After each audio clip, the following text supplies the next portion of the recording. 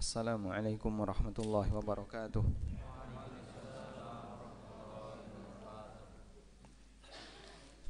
Alhamdulillahi rabbil alamin. Wassalatu wassalamu ala ashrafil mursalin Nabiyyina wa maulana Muhammadin wa ala alihi wa sahbihi ajma'in. Wa ashhadu an la ilaha illallah wahdahu la syarika lah. Wa ashhadu anna Muhammadan abduhu wa rasuluh sallallahu alaihi wa ala alihi wa sahbihi wa man tabi'ahum bi ihsanin ila yaumiddin. Alhamdulillah, puji syukur kita haturkan kehadirat Allah Subhanahu wa taala. Di kesempatan pagi hari ini Allah berikan kita kemudahan untuk melaksanakan salat subuh secara berjamaah. Kemudian kita lanjutkan dengan belajar bersama. Semoga Allah jadikan forum kita adalah forum yang diliputi dengan rahmat.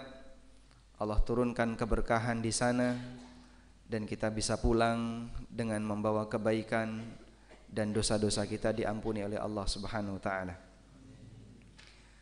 Di antara keistimewaan orang yang belajar di waktu subuh, di waktu pagi, Nabi sallallahu alaihi wasallam mendoakan dalam hadis dari Sakhr Al-Ghamidi radhiyallahu anhu, Rasulullah sallallahu alaihi wasallam memberikan doa yang baik bagi umatnya yang melakukan aktivitas bermanfaat di waktu pagi.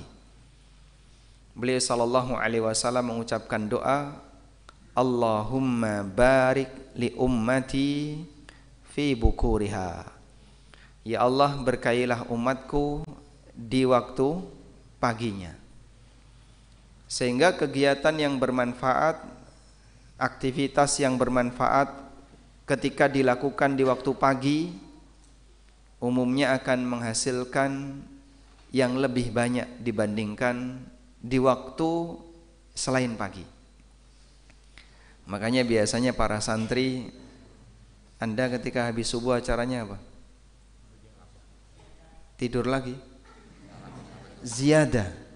Tambahan apa? Tambahan tidur atau tambahan apa?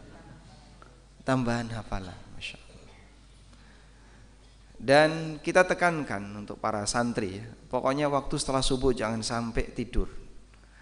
Jangan sampai digunakan untuk di saat Allah Ta'ala menurunkan keberkahan malah kita tinggal tidur. Ini sangat disayangkan.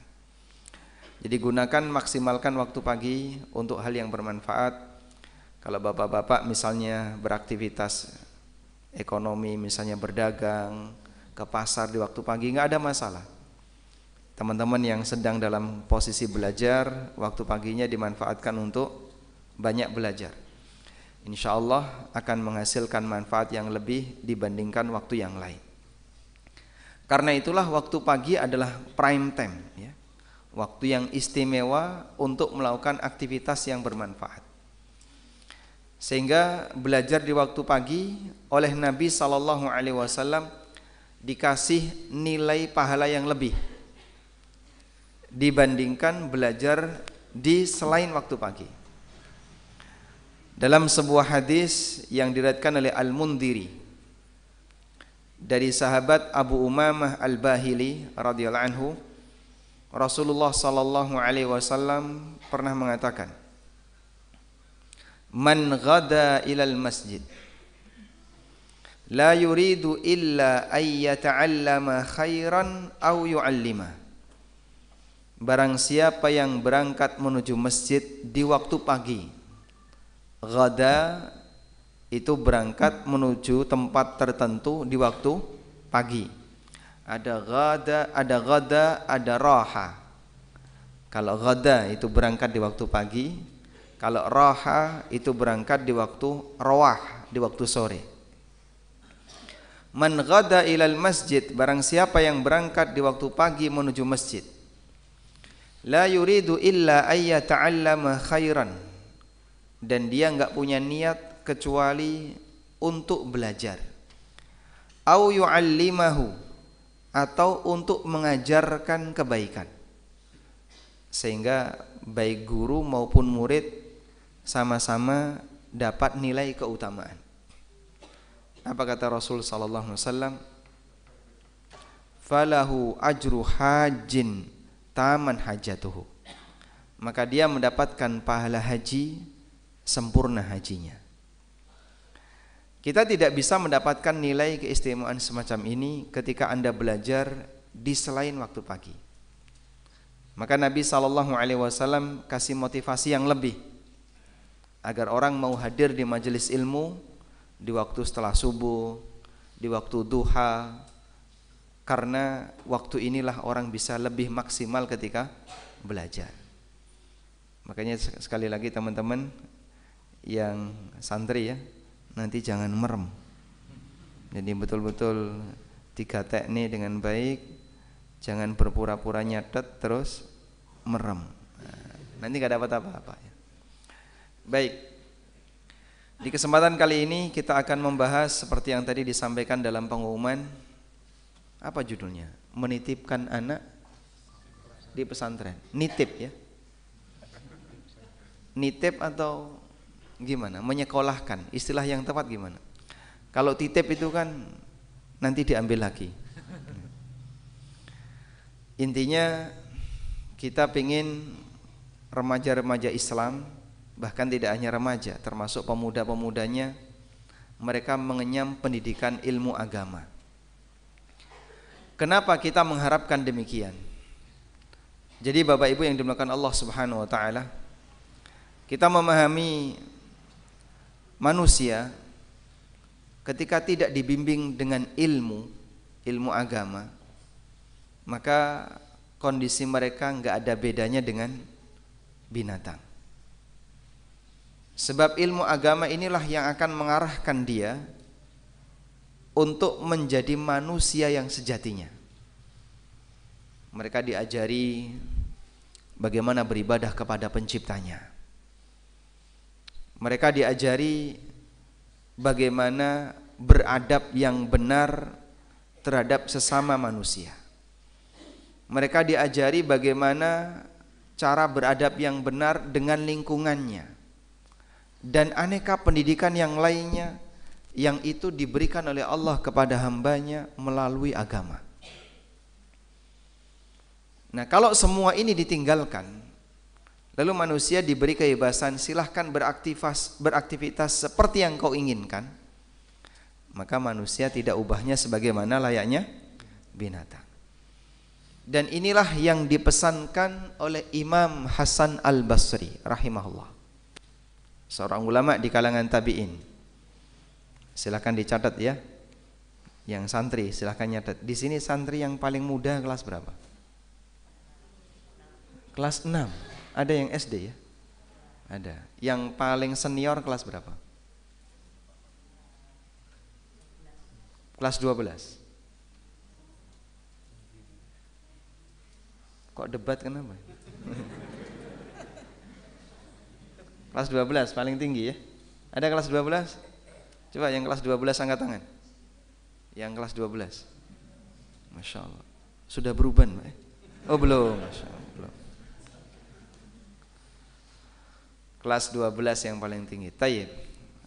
Hasan Al-Basri rahimahullah ta'ala mengatakan, laulal ulama lakanan nasu kal bahaim. Laulal ulama lakanan nasu kal bahaim.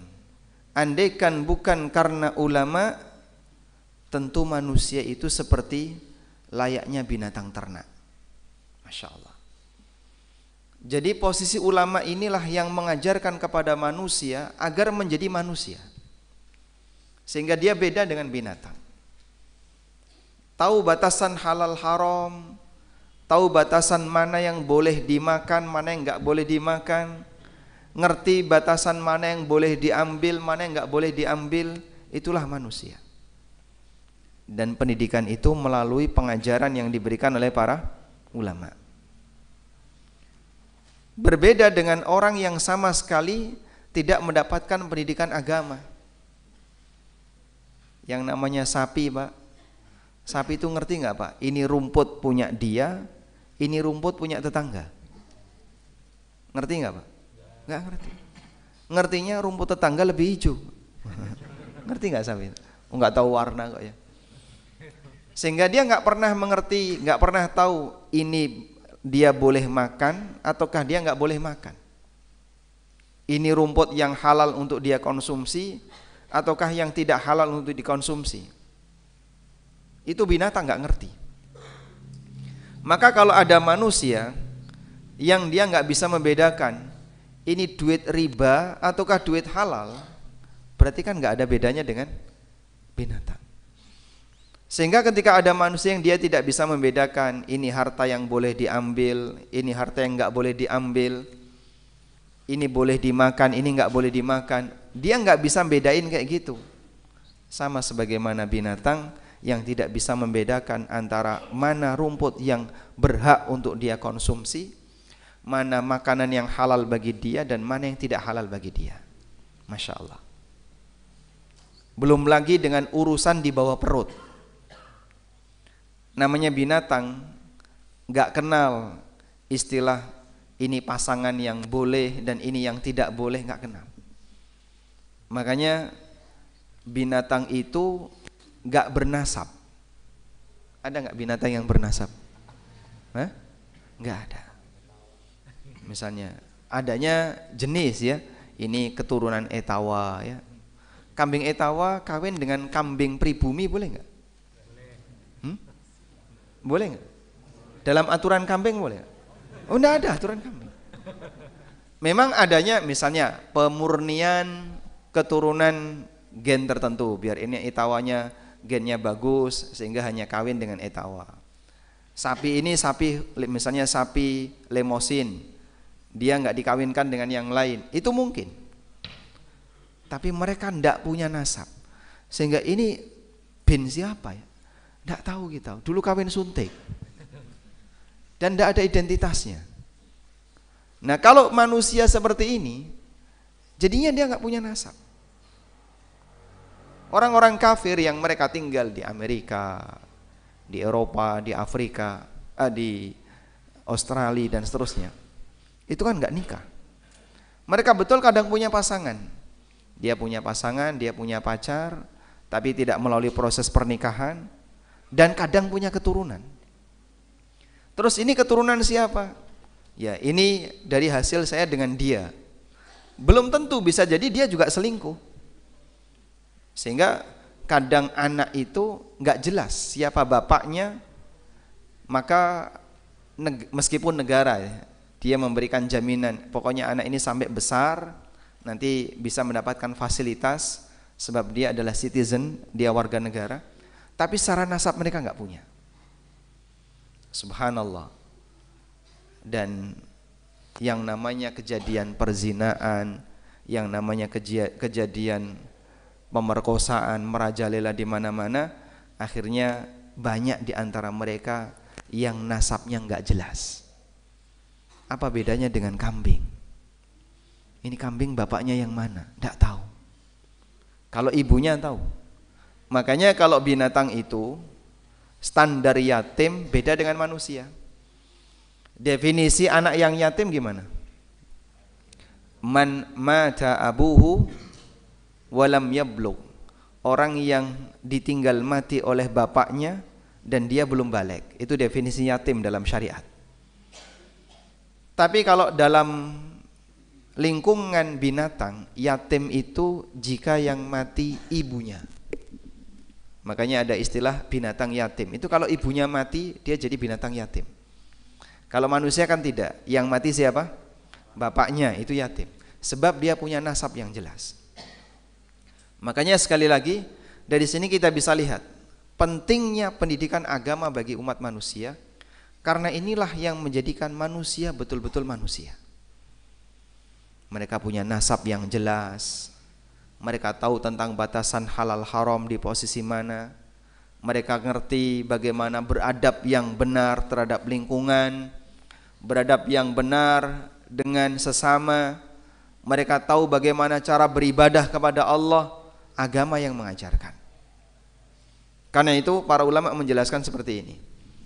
Ada sebuah hadis riwayat Ahmad di mana Nabi SAW menyebutkan keutamaan orang yang berilmu. Nabi SAW mengatakan, muallimun nasal khaira, orang yang mengajarkan kebaikan bagi masyarakat. Yastaghfiru lahu man fis samawati wal ard, akan dimintakan ampunan oleh makhluk yang berada di langit dan makhluk yang berada di bumi. Pengen gak kayak gini Pak? Syaratnya apa Pak? Jadi dai, jadi guru agama, mengajarkan kepada masyarakat al-khairah, tentang kebaikan apapun bentuknya, baik kebaikan dalam urusan agama maupun kebaikan dalam urusan bermasyarakat. Yang penting pokoknya Anda mengajarkan kebaikan. Dimintakan ampunan oleh penduduk langit dan penduduk bumi. Sampai kata Nabi SAW, hattal hitanu fil bahr, sampai dia dimintakan ampunan oleh ikan yang berada di lautan, ikan yang berada di air. Kok bisa binatang itu memberikan ampunan, memohonkan ampunan kepada orang ini? Padahal binatang itu berakal atau tidak? Binatang itu berakal atau tidak? Coba yang kelas 6, yang kelas 6 mana? Kelas 6, angkat tangan. Hah? Kelas 6? Kelas 6. Mana lagi? Kelas 6. Baik. Binatang punya otak enggak, Mas? Binatang punya otak enggak? Punya. Masya Allah. Binatang berakal enggak? Tidak. Punya otak tapi tidak berakal. Baik. Udah pernah makan otak? Otak-otak ya. Jadi dalam posisi ini kita bisa lihat perbedaannya. Binatang yang dia sama sekali tidak berakal, tapi kenapa dia bisa memintakan ampunan kepada muallimun nasal khairah, orang yang mengajarkan kebaikan? Karena mereka diilhami oleh Allah, sehingga doa itu adalah ilham dari Allah kepada mereka. Lalu para ulama menjelaskan kenapa mereka memintakan ampunan kepada para ulama, kepada para guru agama yang mengajarkan kebaikan di tengah masyarakat. Ada dua alasan. Alasan yang pertama, karena para ulama yang mengajarkan kebaikan ini mengajak umat untuk bertakwa kepada Allah. Dan ketika umat itu bertakwa kepada Allah, maka Allah akan menurunkan keberkahan di lingkungan itu.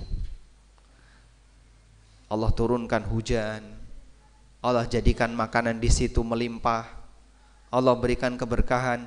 Dan yang dapat keberkahan tidak hanya manusia, termasuk juga binatang yang berada di sekitarnya. Sehingga kambing bisa dapat makanan, sapi dapat makanan, binatang-binatang yang lain dapat makanan.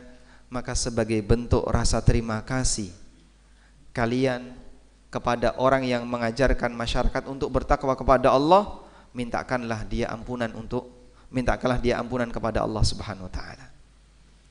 Sehingga bentuk istighfar binatang untuk orang-orang yang mengajarkan kebaikan sebagai apa, Pak? Balas budi, karena orang ini telah mengajak masyarakat untuk bertakwa kepada Allah Subhanahu wa taala. Sebagaimana yang Allah Subhanahu wa taala sebutkan dalam Al-Qur'an, walau anna ahlal qura amanu wattaqau la fatahna alaihim barakatin minas sama'i wal ard. Kalau sebuah penduduk negeri mereka beriman dan bertakwa, maka akan kami bukakan untuk mereka pintu keberkahan dari langit dan dari bumi. Dan binatang turut mendapatkan manfaat itu. Maka mereka berterima kasih kepada para guru, mereka berterima kasih kepada para ustadz yang mengajarkan kebaikan bagi masyarakat. Makna yang kedua, kenapa binatang memohonkan ampunan untuk para guru agama? Karena para guru agama ini mengajarkan kepada masyarakat bagaimana cara beradab yang benar terhadap binatang.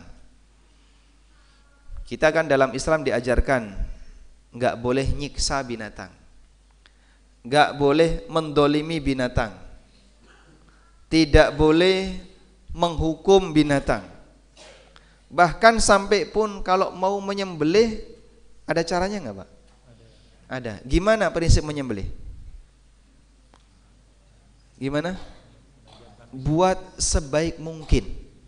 Semakin cepat mati makin bagus. Rasulullah sallallahu alaihi wasallam mengajarkan, innallaha katabal ihsana fi kulli syai'. Allah mewajibkan untuk berbuat baik dalam semua keadaan. Lalu beliau katakan, wa idza qataltum fa ahsinul qitlah wa idza dzabhtum fa ahsinudz dzibhah. Kalaupun kamu harus membunuh binatang, bunuhlah dengan cara yang terbaik. Dan kalau kamu ketika mau menyembelih binatang, sembelihlah dengan cara yang terbaik. Sebutkan contoh binatang yang dianjurkan untuk dibunuh. Cicak. Ada yang angkat tangan? Apa? Ulat atau ular? Ular, baik. Apa lagi? Tikus, kalajengking, dan seterusnya. Kita mau praktek membunuh binatang. Ini ada kalajengking nih. Silahkan dibunuh, karena ini termasuk binatang yang dianjurkan untuk dibunuh.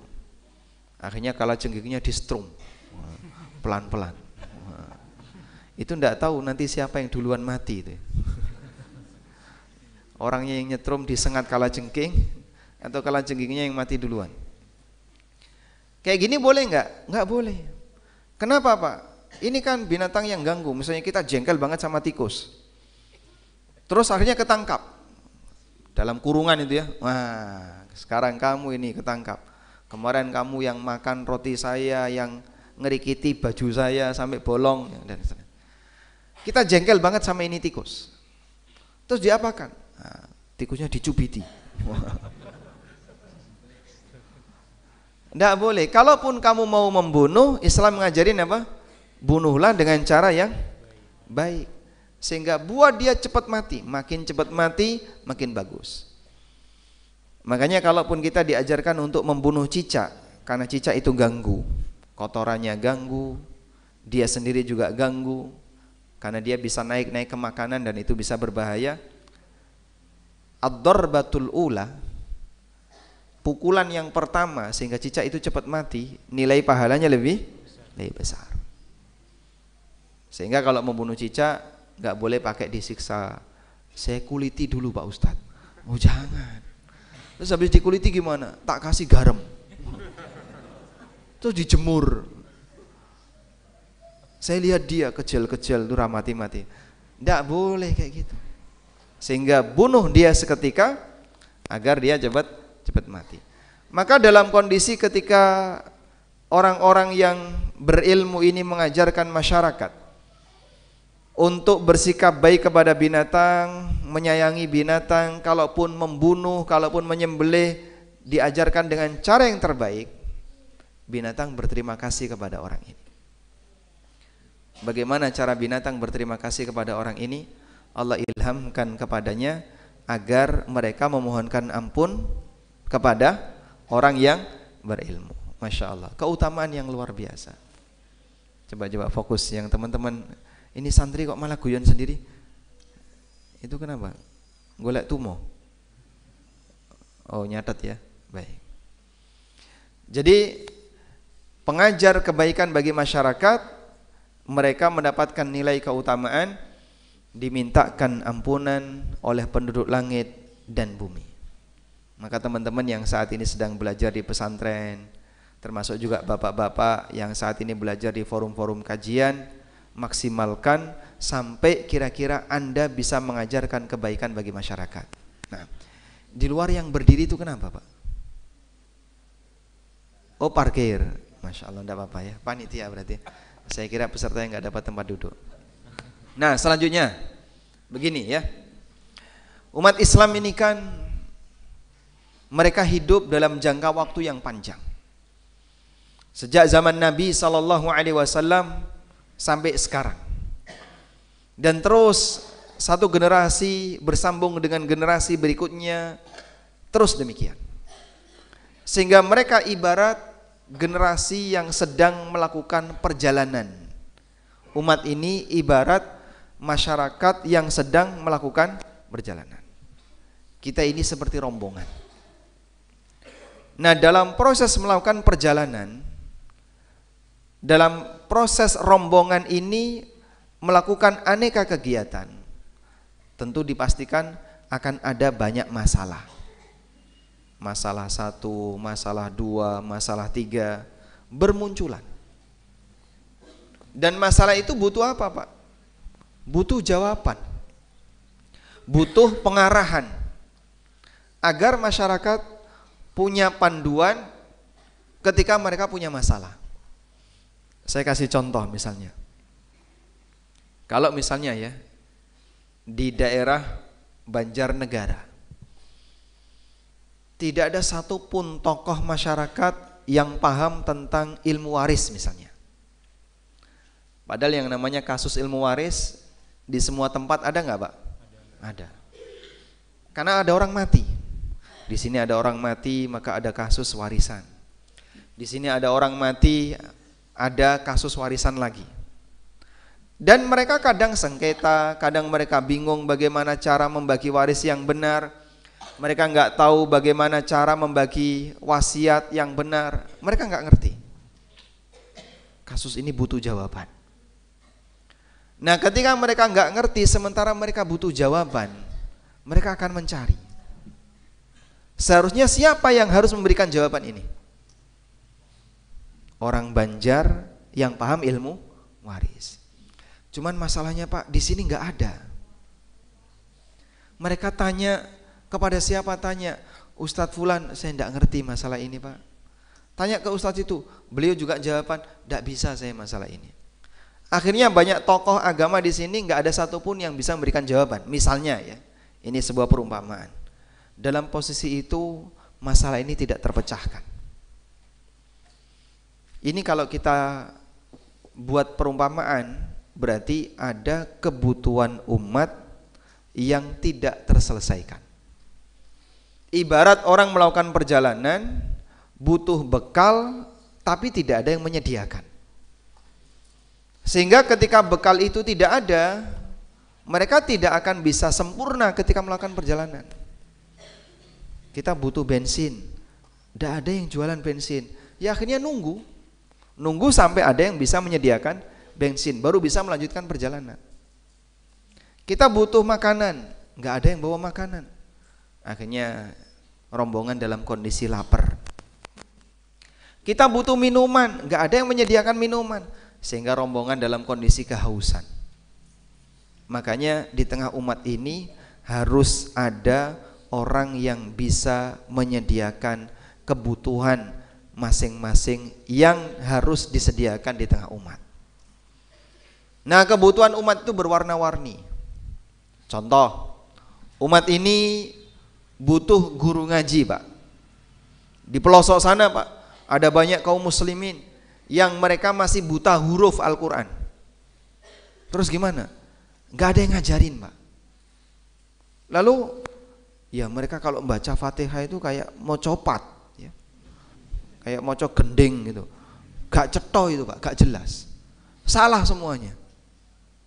Berarti kita butuh kaum muslimin yang bisa baca Quran, datang ke sana ngajari mereka. Iya. Nah, itu contoh kebutuhan umat. Sudah dipenuhi belum? Belum. Kenapa? Dai-nya kurang. Sudah disebar ke berbagai pelosok tapi masih kurang. Baik. Berarti kebutuhan itu masih jadi PR. Di sana, Pak, ada kampung. Masih butuh orang yang bisa ngajarin fikih sholat. Teman-teman yang ada di sana, masyarakat yang ada di sana nggak ngerti gimana cara sholat yang benar. Sehingga mereka sholat nggak tahu gimana bacaan sholat yang benar, nggak tahu bagaimana cara gerakan sholat yang benar. Sudah ada belum yang ngajari fikih sholat di sana? Belum ada. Kenapa nggak dikirim? Dai-nya kurang. Sehingga masih banyak, Pak, kebutuhan umat yang kita itu sering jawabannya mengatakan dai-nya kurang. Di sini belum ada, di sini belum ada, di sini belum ada. Itu kan seperti rombongan yang kekurangan bekal. Sebab umat ini seperti melakukan perjalanan. Maka kalau ini tidak dipenuhi, ini fardu kifayah yang jika belum terpenuhi dosa kabeh. Karena statusnya apa? Fardu kifayah. Ngajari orang tentang ilmu-ilmu wajib itu hukumnya fardu kifayah. Sehingga di sini masyarakatnya belum bisa baca Quran, kok kemudian daerah sekitarnya mendiamkan saja, masyarakat muslim yang lain mendiamkan saja, bisa jadi Pak, kita berdosa. Karena kewajiban fardu kifayah itu belum terpenuhi.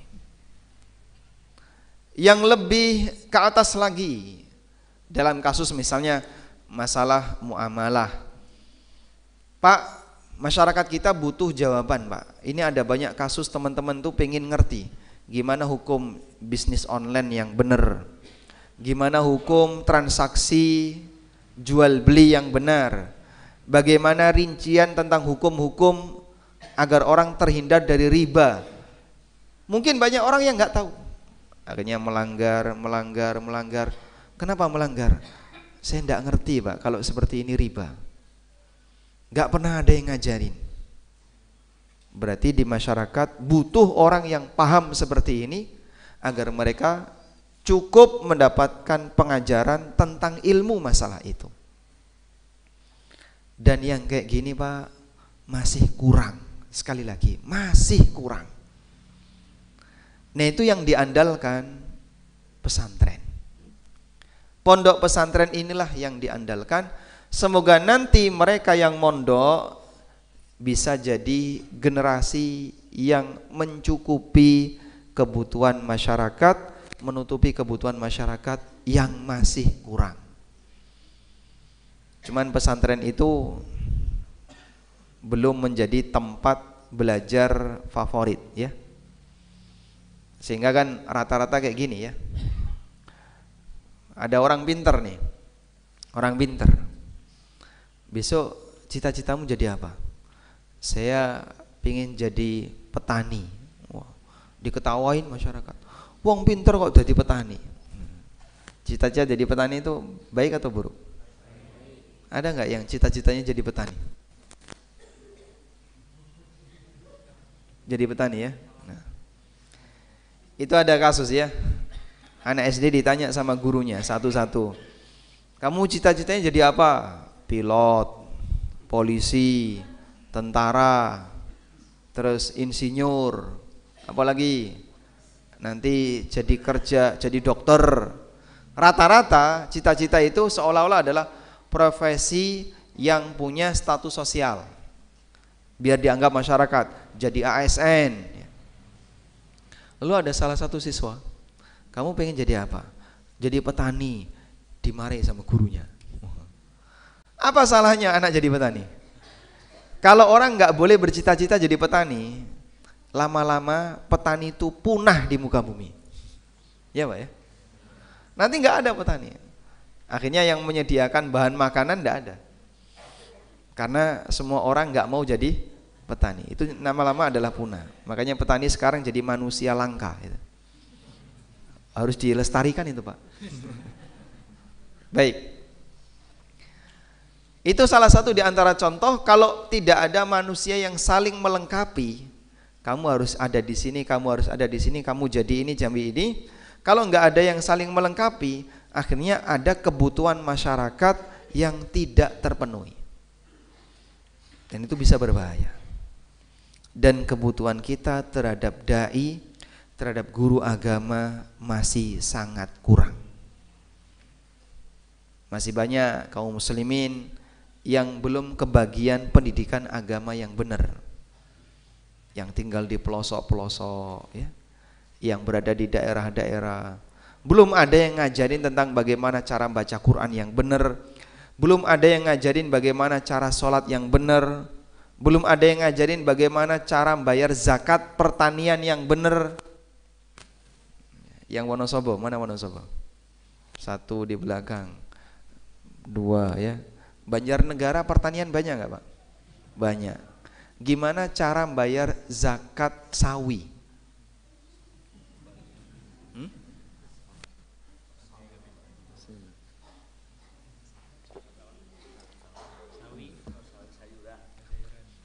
Di sini sayuran ya. Alhamdulillah. Daerah atas. Sayuran itu dizakati nggak? Dizakati. Sayuran dizakati. Cara zakat sayuran gimana? Kasihkan pondok, langsung potong 2,5%, kasihkan pondok. Caranya tanya Ustaz. Masya Allah. Coba bayangin, kalau yang ditanya nggak ada,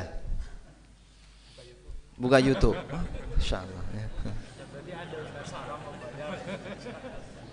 Coba cari di YouTube, cara membayar zakat sayuran. Ada? Gak ada. Gak nemu Pak Ustadz. Kita gak nemu. Terus gimana ini? Wah bingung saya. Berarti kita gak bisa melaksanakan ini karena gak ada ilmunya. Maka butuh orang yang paham tentang itu. Sehingga kebutuhan itu sekali lagi harus kita penuhi, dan itu jadi PR bersama.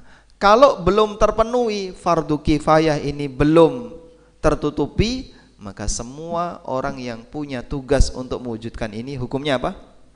Berdosa. Makanya Allah Subhanahu wa taala sebutkan dalam Al-Qur'an di surat At-Taubah ayat 122. Allah taala berfirman, "Wa ma kana al-mu'minuna liyanfiru kaffah." Hendaknya orang-orang mukmin itu enggak berangkat jihad semuanya. Jadi jangan berangkat jihad semuanya. Kemana ini satu kampung kok enggak ada laki-lakinya? Jihad semuanya. Allah Subhanahu wa taala melarang yang seperti itu. Wa ma kanal mu'minuna liyanfiru kaffah. Orang mukmin jangan berangkat semuanya. Falaula nafara min kulli firqatin ta'ifah. Hendaknya ada beberapa orang min kulli firqah, di setiap firqah. Firqah itu kalau misalnya kita gambarkan satu padukuan. Hendaknya di setiap padukuan itu ada minhum ta'ifah, sebagian di antara mereka ada sekelompok orang yang ditinggal enggak berangkat jihad. Tujuannya apa? Liyatafaqahu fid din, untuk fokus mengkaji agama. Subhanallah. Coba Pak lihat di sini Pak. Ada manusia, ada lelaki yang diizinkan oleh Allah boleh gak ikut jihad. Alasannya apa? Ngaji, belajar ilmu agama. Karena kalau semuanya berangkat, maka yang belajar gak ada. Karena semuanya disibukkan dengan jihad. Tapi Allah Subhanahu wa taala memberikan aturan, jangan berangkat semua, tinggalkan sebagian, dan sebagian itu pun bukan untuk keseluruhan dalam lingkungan yang besar. Ta'ifah min kulli firqah, di setiap kelompok-kelompok kecil ada sekelompok orang yang ditinggal. Anggaplah misalnya satu kelurahan atau satu kecamatan, atau mungkin lingkup kecil ya, satu kelurahan. Satu kelurahan tinggalkan 5 orang, gak ikut berangkat. Kelurahan di tempat yang lain tinggalkan 5 orang. Ngapain yang 5 orang ini? Boleh gak ikut jihad? Untuk belajar. Makanya sekarang pertanyaannya kayak gini. Ketemu teman, kamu kenapa gak ngaji? Alasan yang boleh gak ngaji, gak belajar ilmu agama cuma satu, jihad. Kamu kenapa gak ngaji? Jihad. Masya Allah. Kemana? Ya, ke sawah. Jihad kok ke sawah? Melawan apa? Welut. Golek welut. Ya. Melawan hama. Iya. Jadi satu-satunya alasan orang boleh nggak ngaji itu kalau dia jawab saya jihad. Dan yang nggak jihad tugasnya apa? Belajar ilmu agama. Keseimbangan itu yang dijaga dalam Islam. Tujuannya apa? Biar sekelompok orang ini fokus belajar agama, sehingga yang pulang jihad nanti ketika mereka punya masalah, mereka punya kasus, mereka butuh ilmu, yang menyediakan adalah yang tinggal di tempat, sehingga mereka bisa ngasih jawaban. Pak, saya kemarin punya masalah seperti ini, saya punya kasus kayak gini. Dia bisa ngasih jawaban. Oh, aturan yang benar kayak gini, ini dalilnya, ini ijtihad ulama seperti ini. Subhanallah. Keseimbangan yang diajarkan dalam Al-Qur'an. Waliyunziru qaumahum idza raja'u ilaihim la'allahum yahdharun. Sehingga nanti mereka bisa memberikan peringatan bagi masyarakatnya, bisa memberikan pendidikan bagi masyarakatnya ketika mereka pulang dari jihad, la'allahum yahdharun, agar mereka bisa menjaga diri dari perbuatan maksiat. Sebab pendidikan itu selalu dibutuhkan kapanpun dan sampai masa berapapun. Sampai para mujahid yang pulang itu butuh pendidikan. Siapa yang menyediakan?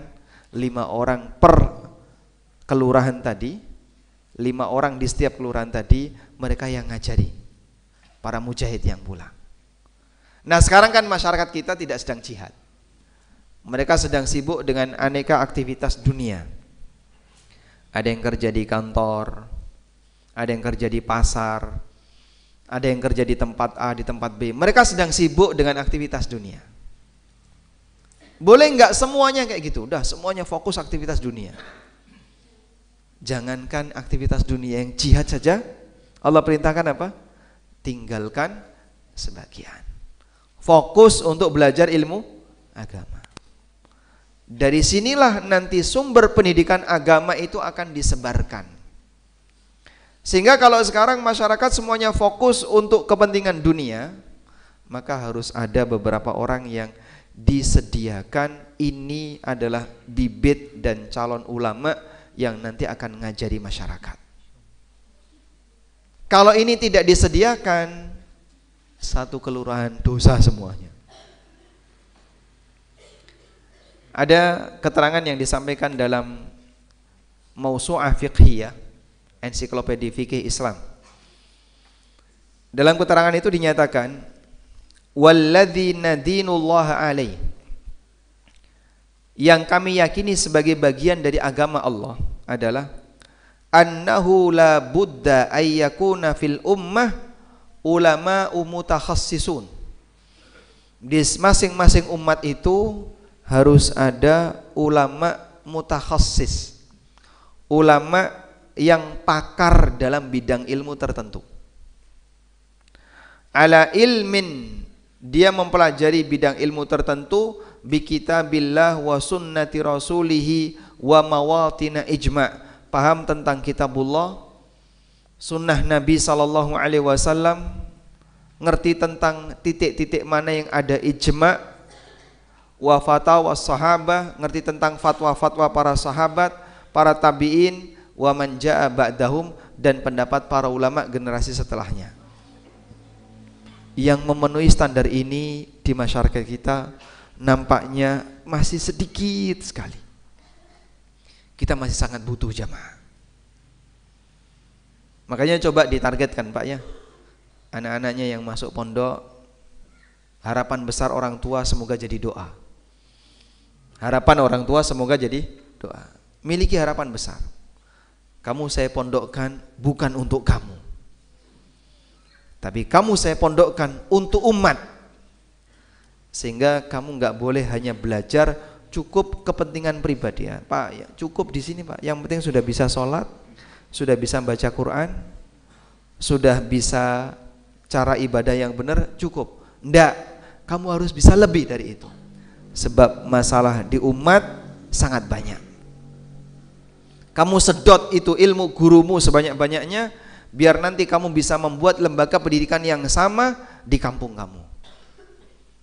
Jadi cita-citanya dibuat lebih tinggi daripada sebatas untuk pendidikan pribadi. Kamu pendidikan yang disiapkan untuk umat dan masyarakat. Nah, ini butuh orang yang gak main-main. Harus orang yang secara bibit bagus ya. Anaknya pinter, anaknya cerdas, cepat menghafal, cepat paham. Semoga nanti ketika dia dewasa bisa menjadi ulama mujtahid. Tapi kalau kemudian pondok hanya dijadikan sebagai tempat anak buangan. Awas nanti kalau kamu nakal tak pondokkan. Betul Pak kayak gitu ya? Enggak ya? Mana yang kelas 7? Mana kelas 7? Kelas 7. Cuman satu. Jangan-jangan karena nakal ini. Oh enggak. Dan dulu kayak gitu kesan pondok ya. Daftar SMA 1 nggak diterima. Ganti ke SMA 2 nggak diterima. SMA 3 yang diterima. Udahlah Mas, daripada kamu nggak diterima di sekolah bonafit, mondok saja. Jadinya mondok adalah kumpulan anak sisa. Iya. Kemarin cita-citanya kemana? Mau daftar kemana? Memang mau di pondok. Ya. Ada nggak yang saya Pak Ustadz sebenarnya pengen kuliah di UI, atau kalau enggak ya di ITB, atau kalau enggak ya di UGM. Cuman sudah daftar berkali-kali sampai jenggotnya udah panjang, enggak ada yang mau nerima. EQ saya memang jongkok. Oh diakui dia. Terus gimana? Udah capek daftar ke sini, mondok saja. Jadi mondok sebagai tempat pelarian terakhir ketika orang itu nggak diterima di tempat-tempat yang bonafit. Sampai kan kadang orang berpikiran begini, kamu ini pinter, cerdas, matematikanya bagus, fisika bagus, pinter ya. Nah, sekarang kamu di mana? Ngapalin Quran. Sayang ya kamu ya, harusnya kamu jadi dokter. Harusnya kamu masuk ke Akpol, masuk apa lagi? Masuk sekolah ini, masuk SPN dan seterusnya. Jadi dalam bayangan orang, pinter kok belajar agama, gimana Pak? Sayang. Harusnya pinter itu jadi dokter, jadi insinyur, masuk jurusan apa yang bonafit, bukan di pondok tempatnya. La haula wala quwata illa billah. Dulu seperti itu mindset masyarakat. Sehingga coba bayangin Pak, kalau pondok itu adalah tempat anak-anak sisa, ya, yang di sini nggak diterima, di sini nggak diterima, dan kumpulan anak nakal. Awas kamu kalau nakal tak pondokkan. Punya anak nakal taruh pondok. Dah Pak Ustadz, ini saya taruh di sini. Wallahu a'lam, mati urip pokoknya gini. Biayanya piro tak bayar. Bayangkan, ini masa depan agama jadi apa? Masa depan agama jadi apa? Padahal mereka inilah yang diharapkan nanti akan mengemban dakwah agama ini. Sehingga ketika keluar dari pondok, mereka inilah yang akan didengerin ucapannya. Mereka inilah yang akan mengajarkan kepada masyarakat tentang hukum-hukum fikihnya. Sehingga kalau bibitnya sudah kayak gini, bagaimana masyarakat bisa percaya? Mungkin karena inilah kenapa dakwah itu belum bisa diterima secara maksimal. Karena yang hadir di sini ternyata bukan orang pilihan. Sekarang coba kita balik Pak. Kita butuh manusia seperti Imam Syafi'i. Coba andaikan di zaman kita ada orang yang ilmunya setingkat Imam Syafi'i, seneng gak kita Pak? Alhamdulillah. Kita punya masalah, tanyakan ke beliau. Kita punya kasus apa yang sulit untuk dijawab, tanyakan ke beliau. Atau ada ulama sekelas Imam Ahmad yang jadi seperti komputer dalam masalah hadis, menampung ribuan bahkan jutaan memori tentang masalah hadis. Saya nggak tanya, Imam Ahmad ini ada hadis bunyinya kayak gini, sahih nggak? Langsung bisa ngasih jawaban. Sekarang kan bingung, Pak Ustadz, ada hadis bunyinya kayak gini, sahih nggak? Ustadznya juga nggak ngerti. Saya nggak tahu Pak, kami bukan bidangnya belajar masalah hadis, nggak ngerti saya. Kadang kebutuhan ini masih banyak belum terjawab. Dulu mereka ketika ditanya bisa langsung menjelaskan. Dan mereka ketika bisa menyampaikan itu dengan jelas, masyarakat mendapatkan pencerahan. Dan masih banyak ulama-ulama dunia di masa silam yang hanya tinggal nama, sekarang sudah nggak ada lagi. Mereka sudah punah. Para ulama generasi tabi'in, sekelas generasi tabi'in, sekelas generasi para a'immah, generasi Imam Abu Hanifah, Imam Malik, Imam Syafi'i, Imam Ahmad. Kita butuh seperti An-Nawawi, kita butuh seperti Syekhul Islam Ibnu Taimiyah. Ini manusia yang sudah punah, nggak ada lagi di tengah kita.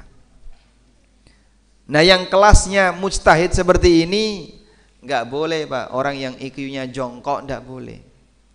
Ini harus orang pilihan. Cuman sekali lagi, orang pilihan di masyarakat kita digunakan untuk dunia, sementara yang agama dipilihkan yang sisa-sisa, yang sulit menghafal. Kalau diajak belajar isinya cuman merem, kerja bakti ngilang, yang dipikir cuman panganan, tinggal di pondok. Kadang nyuwun sewu ya, ada sebagian pondok itu santrinya diizinkan untuk ngudut. Oh, banyak itu. Karena itu ada videonya itu, anak SMP kalau nggak salah. Dia udah tutut, ditanya sehari berapa? 2 bungkus. Terus boleh nambah nggak? Bebas. Bapak saya mengizinkan. Yang penting gelem mondok. Karo ngudut. Anak SMP loh itu. Loh, yang kayak gini kok dibiarin saja. Kualitasnya kayak gimana nanti ke depannya? Maka sekali lagi, di setiap umat harus hadir apa? Generasi ulama yang siap menjadi mujtahid. Kalaupun nggak jadi mujtahid, ya turun di bawahnya jadi seorang dai yang insya Allah bisa mengajarkan ilmu agama Islam kepada masyarakat. Karena kebutuhan ini masih kurang. Sehingga kadang ada masjid, di sini ada kajian enggak? Nggak ada, Pak, udah kehabisan ustadz. Kehabisan ustadz. Sehingga kita itu sudah berusaha untuk ngundang si A, ustadz si B, ustadz si C. Nggak ada yang mau hadir, kenapa? Jadwalnya udah penuh. Loh, itu loh kurang itu. Sehingga yang bisa dilakukan ya untuk sementara ini hanya lewat online, orang hadir di majelis ilmu tapi lewat YouTube dan seterusnya. Baik. Dalam fatwa Islam dikatakan, walam tazalil ummah tamurru 'alaiha an-nawazil wa yahtajul muslimuna ila ma'rifati hukmillah fiha wa la yatimmu dzalika illa bil ijtihadi fin nadhari fil adillati syar'iyyah. Di tengah umat ini selalu muncul kasus-kasus yang beragam, kasus-kasus yang baru, dan kaum muslimin butuh untuk mengenal hukum tentang kasus itu. Belum pernah dulu dibahas ya tentang masalah bagaimana cara transaksi online yang benar. Itu kan kasus baru ya. Nggak pernah dibahas tentang bagaimana cara arisan yang benar. Di masyarakat kita belum pernah, Pak, ada yang menyinggung masalah itu. Nggak pernah dibahas tentang bagaimana cara bayar zakat pertanian yang detail. Umat butuh, kaum muslimin butuh mengenal hukum Allah dalam masalah ini. Wala yatimmu illa bil istihad, dan ini tidak bisa dipenuhi kecuali dengan hadirnya seorang ulama mujtahid yang bisa meneliti tentang dalil syar'i dan mengetahui hukum-hukum syar'i di sana. Masya Allah. Dan seperti ini belum terpenuhi. Maka sekali lagi, fardu kifayah ini kewajiban kita bersama. Maka yang di pondok tolong serius ya. Kelas 12 tolong serius. Karena antum sangat dinantikan oleh pala ya. Itu kok yang samping batuk-batuk kenapa?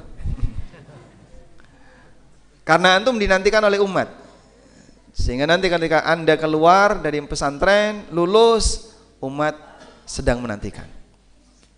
Termasuk teman-teman yang kuliah di Madinah, yang kuliah di Riyadh, yang kuliah di Libya dan seterusnya ya. Mereka itu kan ketika pulang, Masya Allah, lulusan Madinah. Itu masyarakatnya sudah kalah wibawa, sehingga ngomong apapun orang ini didengar. Nah kalau ini nggak serius ketika belajar, sibuk ngurusi umroh ya, sibuk ngurusi tukar real, jadinya ketika pulang ya mohon maaf bisa jadi hasilnya tidak maksimal. Maka sekali lagi ini butuh untuk diseriusi, karena ini bagian dari apa? PR umat. Ada sebuah keterangan yang disampaikan oleh Asy-Syatibi. Asy-Syatibi itu punya buku judulnya Al-Muwafaqat. Buku ini membahas tentang rambu-rambu dalam beragama. Jadi apa sih yang dibutuhkan oleh umat ketika mereka beragama? Nah, saya buku Al-Muwafaqat nggak punya, tapi punya Tahdzib Muwafaqat. Tahdzib Muwafaqat itu seperti ringkasan tentang kitab Al-Muwafaqat. Kemudian dari Tahdzib Muwafaqat itu saya tulis ulang dengan bahasa yang lebih mudah dipahami oleh orang Indonesia. Jadilah buku Fikih Bermadhab. Mungkin ada yang tahu buku ini? Buku Fikih Bermadhab sudah selesai atau ini sedang proses kita bedah di ANB Channel. Buku ini khusus membahas tentang rambu-rambu dalam beragama. Jadi dalam beragama itu kan kita, apa saja sih yang kita jumpai ketika beragama? Itu kan seperti kita melewati sebuah jalan. Di jalan ini kamu nanti akan menjumpai banyak rambu, dan kamu harus kenali rambu itu biar kau bisa selamat sampai tujuan. Orang beragama juga demikian. Dia akan menemui banyak rambu di sana. Dia kenal tentang dalil, maka dia harus paham dalil itu apa sih. Ada Al-Quran dan Sunnah. Al-Quran itu apa, Sunnah itu apa. Ada ijma, ijma itu apa, harus dia kenali. Ada fatwa, apa sih fatwa itu. Ada taklid, taklid itu apa. Ada tentang ijtihad, dia harus kenal ijtihad itu apa. Nah orang butuh kenal tentang itu. Nah itu saya bahas di buku judulnya Fikih Bermadhab, memperkenalkan tentang rambu-rambu dalam beragama. Nah Asy-Syatibi rahimahullah dalam kitabnya Al-Muwafaqat menjelaskan tentang itu. Lalu beliau menyampaikan, beliau membuat gambaran bahwa umat ini seperti sedang melakukan perjalanan, di mana mereka butuh hadirnya manusia-manusia yang bisa mencukupi kebutuhannya. Seperti kita butuh ilmu-ilmu dunia, kita butuh dokter ya. Kalau di tengah masyarakat nggak ada dokter gimana Pak? Fardu kifayah, harus ada dokter di sini. Butuh bidan yang nanti akan membantu orang lahiran, harus hadir di sini. Dan kalau yang seperti ini negara yang mencukupi. Makanya ada penyebaran puskesmas di berbagai daerah, karena masyarakat butuh layanan kesehatan, butuh keamanan. Maka di masing-masing kecamatan negara menaruh kantor koramil, kantor kepolisian. Kepolisian yang paling bawah namanya apa? Polsek. Sehingga di masing-masing tempat negara yang mencukupi kebutuhan masyarakat. Butuh pemimpin di sana, ada camat yang mimpin satu wilayah kecamatan.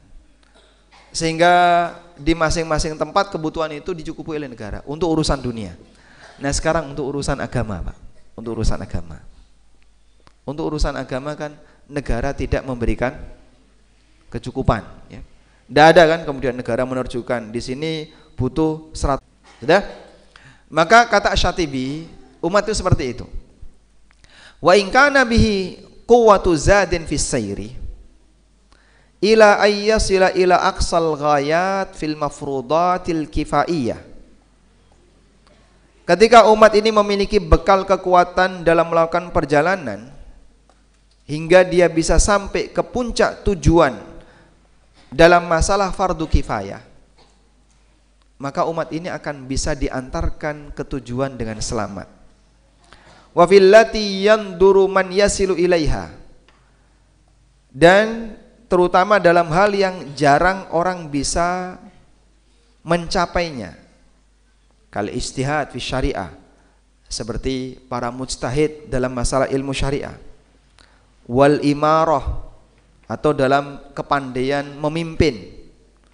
Fabidzalika tastaqimu ahwalad dunya wa amalal akhirah. Kalau orang seperti ini dipenuhi, maka kondisi dunia dan akhirat masyarakat akan bisa berjalan dengan baik. Masya Allah. Sehingga sekali lagi menghadirkan para tokoh agama, mujtahid di tengah masyarakat, itu adalah bekal perjalanan masyarakat. Di tengah ini harus ada. Ya.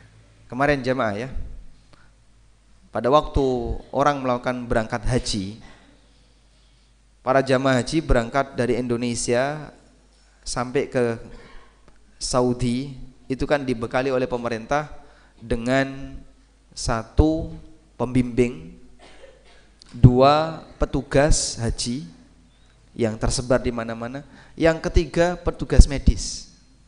Jadi dalam sekian puluh orang itu harus ada 1 petugas medis. Itu syaratnya. Maka pemerintah mensyaratkan nggak boleh ada rombongan sementara tidak ada petugas medis. Nah, kita juga bisa mensyaratkan yang sama. Tidak boleh ada rombongan sementara di tengah mereka nggak ada ustadz. Karena ibadah itu kalau nggak ada yang bimbing, ngawur. Kalau ngawur gimana Pak? Nggak sah. Padahal itu baru sebatas perjalanan yang rentang waktunya pendek, hanya untuk 1 jenis ibadah. Coba bayangin untuk yang rentang waktunya tanpa batas, dan ada aneka masalah, ribuan bahkan jutaan hadir di sana. Jelas orang sangat butuh manusia yang punya keahlian dalam membimbing umat di urusan ini. Masya Allah.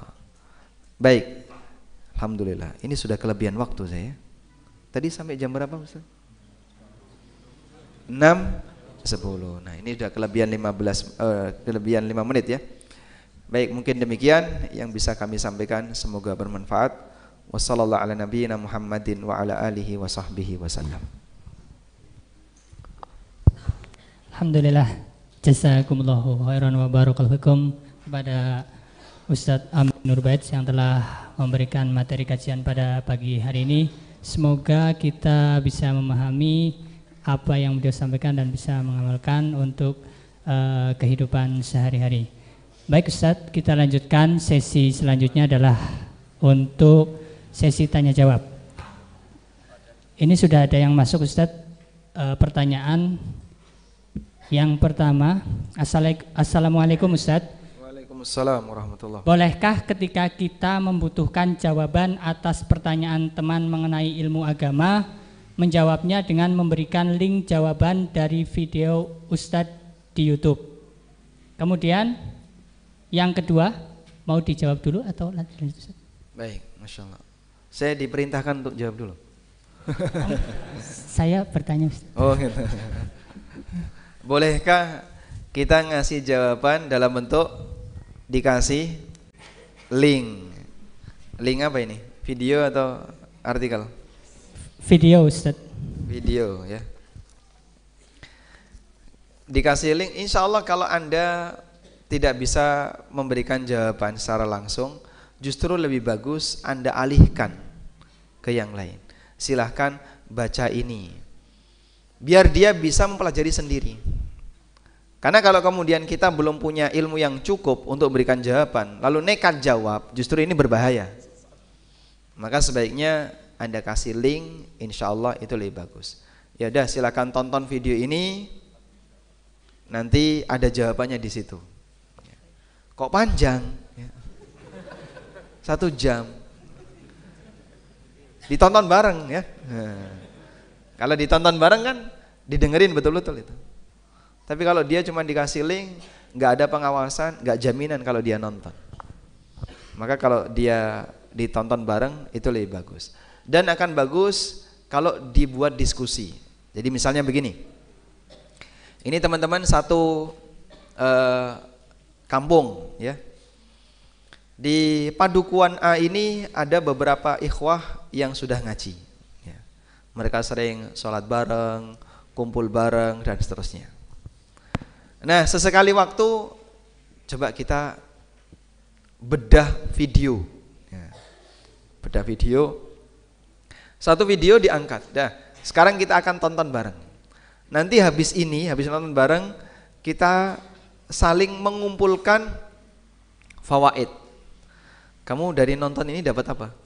Catatannya, dapat sekian, dikabungin. Jadinya apa? Lebih lengkap. Nah, kalau bisa rutin seperti itu, mereka seperti membuat forum belajar sendiri di masing-masing tempat. Cuman nggak semua orang sanggup demikian. Atau bisa dibuat lewat grup WA. Grup WA dibimbing oleh salah satu aktivis dakwah. Baik, ini ada video bagus nih. Taruh ya. Dah. Silahkan siapa di antara teman-teman di grup WA ini yang bisa menyebutkan catatan pelajaran fawaid paling banyak, faedah paling banyak, nanti dapat hadiah. Nah, kemudian mereka akan nonton.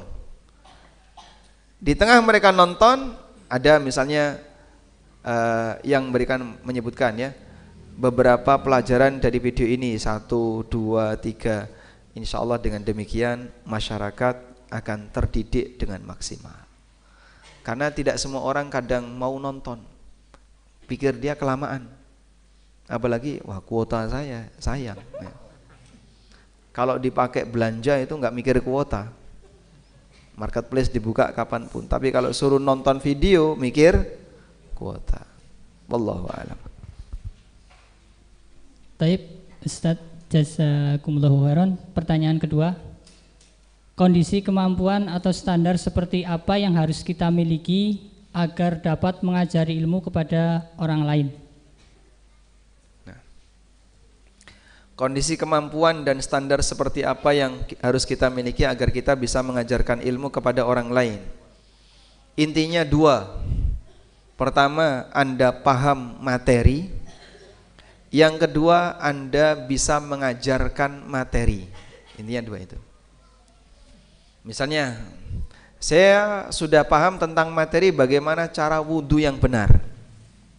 Kemarin habis ikut workshop wudhu. Ada nggak?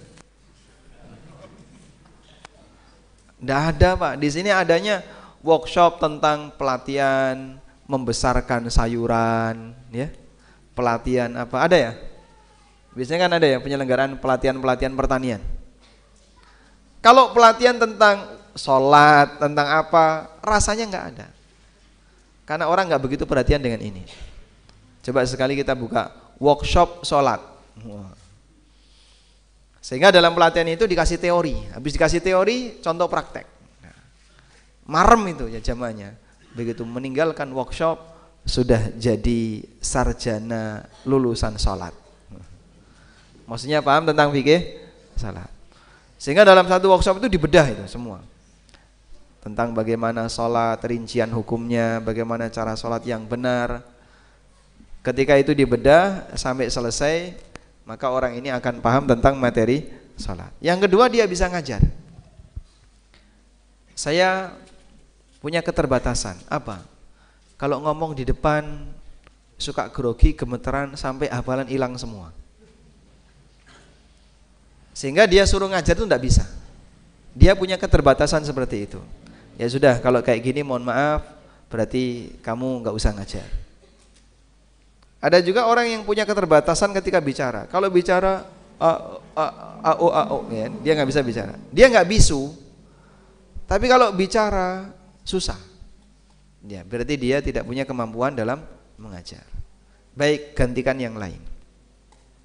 Terus ilmu yang dimiliki orang ini gimana? Ya untuk pribadi dia sementara. dan silakan digantikan orang lain. Karena kadang ada orang yang punya kelebihan pinter ngomong, sehingga kalau menjelaskan itu jamaahnya paham semua, manduk-manduk semua ya. Ada juga orang yang punya keahlian ketika ngajar itu membuat jamaahnya tenang sehening malam. Masya Allah, merem kabeh. Jadi masing-masing kadang ada yang punya keunggulan seperti itu. Nah, kira-kira kalau Anda yakin saya bisa ngajar, silahkan ngajar. Wallahu a'lam. Nah, selanjutnya Ustaz, bolehkah meniatkan memondokkan putri atau akhwat agar menjadi pendakwah atau ustazah? Apakah ustazah itu dibutuhkan? Dibutuhkan enggak? Kalau enggak dibutuhkan, pulangkan saja yang sebelah itu. Dibutuhkan, Pak. Ustazah dibutuhkan. Kenapa? Perlu ngajari ngaji para ibu-ibu. Kalau yang ngajari ikhwan mungkin enggak maksimal. Karena misalnya harus tahu tentang bagaimana pengucapan makhraj huruf yang benar. Perlu ngajari tentang bagaimana cara berpakaian yang benar. Perlu ngajari tentang bagaimana cara mandi wajib yang benar. Bahkan pendidikan tentang haid. Bisa jadi kalau yang ngajari laki-laki, yang perempuan malu untuk dengerin. Perlu ngajari tentang bagaimana fikih masalah nifas. Najis masalah wanita kan banyak. Sehingga kehadiran mereka sangat dibutuhkan. Dan sekarang masih sangat kurang. Ustazah itu kurang. Sehingga ada beberapa forum akhirnya ya yang bisa ngajarin cuman ustadz. Jamaahnya semuanya perempuan. Nah, ketika jamaahnya semuanya perempuan, campur kan di situ kan. Ada yang sudah lama belajar, ada yang baru belajar, ada orang awam ikut ngaji di situ. Ketika dihijab, protes. Kayak ngrungokno radio ya, Pak. Kenapa? Enggak lihat orangnya. Orang awam kan enggak ngerti yang kayak gitu. Mereka enggak mau, pokoknya harus dibuka. Sehingga beberapa takmir itu kadang secara sengaja buka hijab untuk yang jamaah putri atas permintaan jamaahnya. Ibu-ibu enggak mau, kalau dihijab enggak mau. Pokoknya saya harus ngelihat ustadznya. Nah, yang kayak gini kan andaikan yang ngajari ustadzah akan lebih maksimal. Cuman kebutuhan ustadzah sedikit. Yang hadir ya di tengah umat sedikit. Ketersediaannya sedikit. Karena ketersediaannya sedikit, akhirnya banyak yang belum tersampaikan dengan maksimal. Terutama mohon maaf untuk guru ngaji itu masih sangat kurang sekali yang ustadzah. Dan kalau diajari ustadz, coba adep-adepan ya. Ini ustadz, depannya ibu-ibu sedang baca Quran. Kan nggak nyaman. Tapi kalau ustadzah lebihnya nyaman. Maka ustadzah juga demikian ya. Para calon ustadzah tolong dimaksimalkan. Anda ini ditunggu oleh masyarakat untuk hadir di tengah mereka, ngajari ibu-ibu di masyarakat Anda. Dan ketika sejenis itu biasanya pengaruhnya lebih maksimal insyaallah. Wallahu a'lam. Jazakumullahu khairan. Pertanyaan berikutnya. Bismillah. Assalamualaikum Ustadz. Semoga Allah senantiasa merahmati antum. Izin bertanya Ustadz. Amin. Walakum bimithlin. Jika mengajarkan tahsin Quran kepada anak namun belum hatam makhraj dan sifat huruf, hukumnya belum menguasai maksimal, ini maksudnya, boleh atau tidak? Dan tolong berikan nasihatnya, saran-sarannya Ustaz. Jazakumullahu khair. Ngajarin makhraj huruf kepada anak tapi belum apa? Belum selesai, belum hatam. Ya bukan syarat harus hatam ya. Cuman nanti kalau misalnya Anda sudah enggak punya kesempatan, udah ini sampai di sini, besok saya sudah enggak bisa, maka dialihkan ke tempat yang lain. Kamu besok belajar tentang ini di tempatnya ini, agar pendidikan itu tidak putus, sehingga dia bisa belajar sampai selesai. Itu akan lebih bagus. Baik. Saya masih ingat dulu ya, pada waktu saya kecil itu kan belajar ngaji dengan metode apa itu? A fathah A, alif kasroi, alif doma'u, ba bibu. Baik. Kayak gitu. Terus seperti itu. Tapi ketika mau Quran raiso. Akhirnya sampai ada lembaga pendidikan TPA dulu, lembaga pendidikan Al-Quran, pertama buka, dan waktu itu saya kelas 3 SD. Lalu masuk di situ, dites ora iso. Ya. Nah, berarti kamu harus memulai dari jilid 1. Ya, kita belajar dari jilid 1. Iqra. Alhamdulillah jilid 1 sampai jilid 6, terus Al-Quran. Dari situlah saya bisa belajar membaca Al-Quran dengan benar. Dan saya sampai sekarang selalu ingat guru-guru saya di bagian ini. Karena guru TPA itu biasanya gajinya kan mungkin sebulan cuman 80.000. Kemudian berapa? Enggak sampai 100.000 dulu ya. Nah, sehingga kalau bisa diselesaikan sampai dia bisa baca Al-Quran. Baik. Jazakumullahu khairan. Sampai jam berapa kita? Sampai jam 6.30. Ini kesepakatan mau cukup atau lanjut?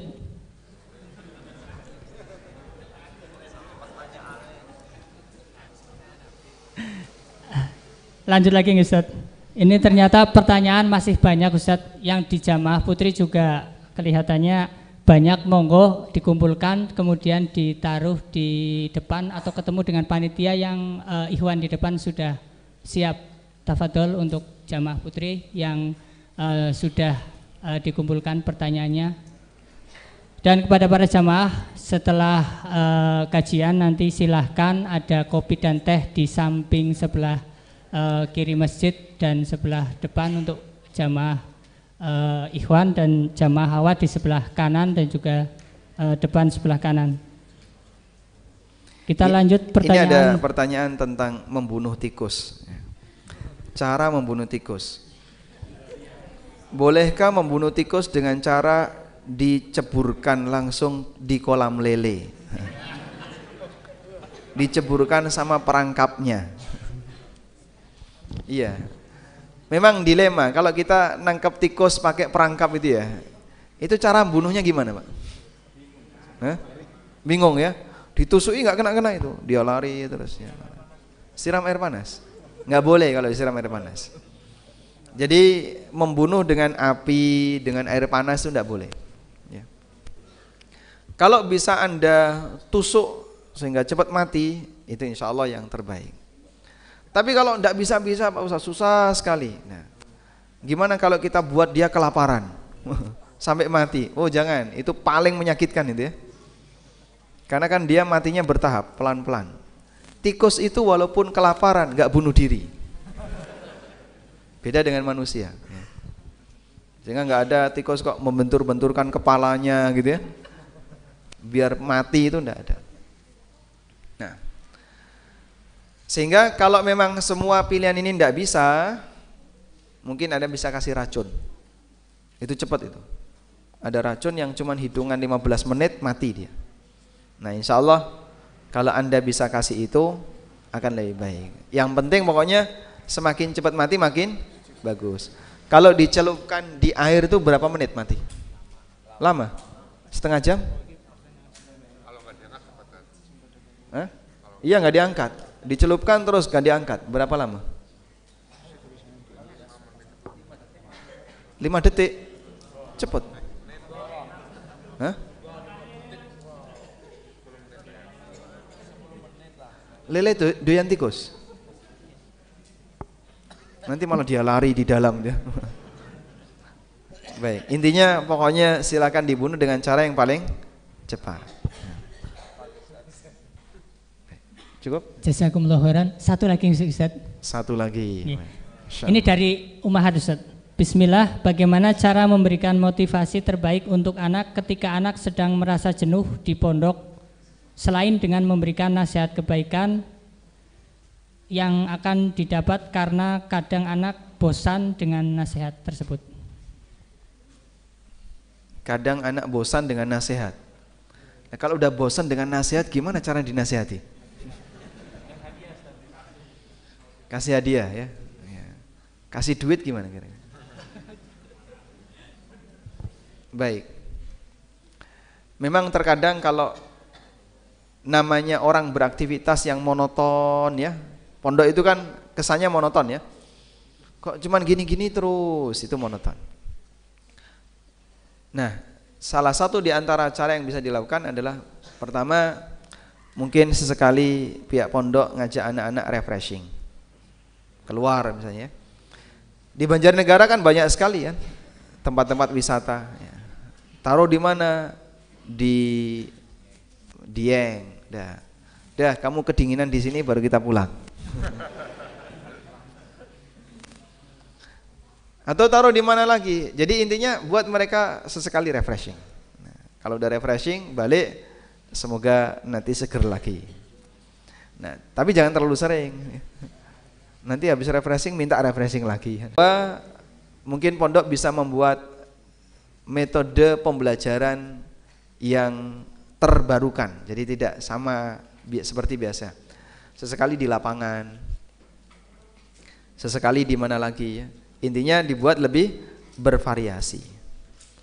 Yang ketiga, besarkan cita-citanya. Membesarkan cita-cita itu salah satu di antara cara membuat anak muncul motivasi dari dirinya sendiri. Kamu pengen gak kuliah di Madinah? Pengen kuliah di Madinah? Yakin? Yakin? Pengen kuliah di Madinah? Pengen. Baik. Yang di pondok ya, yang pengen kuliah di Madinah, angkat tangan. Semuanya? Semuanya pengen kuliah di Madinah. Syaratnya ya. Syaratnya hafal 20 juz saja, tapi seperti menghafal Al-Fatihah. 20 juz seperti menghafal Al-Fatihah. Berat ya? Seperti menghafal Al-Fatihah itu ngantuk pun gak lupa. Karena saking seringnya. Kalau nggak bisa 20 ya minimal 10. Itu salah satu syekh ngasih syarat seperti itu. Kalau kamu bisa menghafal 10 juz seperti menghafal Al-Fatihah, langsung masuk. Tapi sekian juz. Jadi saking lancarnya itu sampai seperti orang baca Fatihah. Hafal Fatihah itu meskipun ngantuk nggak salah. Karena saking lancarnya. Kalau bisa seperti itu katanya ya bisa langsung masuk. Susah atau ringan? Ringan ya? Iya, bagi yang pondok harus serius ya. Baik. Besarkan cita-cita, semoga nanti mereka punya semangat yang muncul dari pribadinya untuk mengejar harapannya. Dari mana ini? Baru datang dari mana, Mas? Dari mana? Oh, dari Thailand. Oh, tadi membersihkan WC. Oh, bukan. Baik. Ini ada beberapa pertanyaan tentang masalah muamalah ya. Ada apa ini? Transaksi ijon, durian, jual beli lelang. Saya minta ini dibawa ke kajian berikutnya. Di masjid apa? Al-Munawaroh. Munawaroh. Jauh dari sini? Dekat. Ya dekat. Ya dekat lah. 15 menitnya dekat ya. Baik, 15 menit. Silakan nanti dibawa ke sana. Insyaallah akan kita bahas di sana. Karena untuk kajian sesi duha nanti lebih banyak bicara masalah fikih muamalah. Demikian wassallallahu ala nabiyyina Muhammadin wa ala alihi wa sahbihi wasallam wa akhiru da'wana alhamdulillahi rabbil alamin. Wassalamualaikum warahmatullahi wabarakatuh. Waalaikumsalam. Alhamdulillah kajian pagi hari ini telah selesai. Kami sampaikan Jazakumullahu khairan wa barakallahu fikum kepada Al-Ustadz Amin Nurbait hafizahullah taala. Dan bagi jamaah yang tadi pertanyaannya belum dijawab, insyaallah nanti kita akan bawa pertanyaan ke kajian berikutnya. Semoga nanti Allah mudahkan, dan silahkan untuk nanti hadir di kajian berikutnya di Masjid Al-Munawwarah dengan tema halal pangkal berkah. Mungkin seperti itu yang bisa kami informasikan. Untuk kajian telah selesai.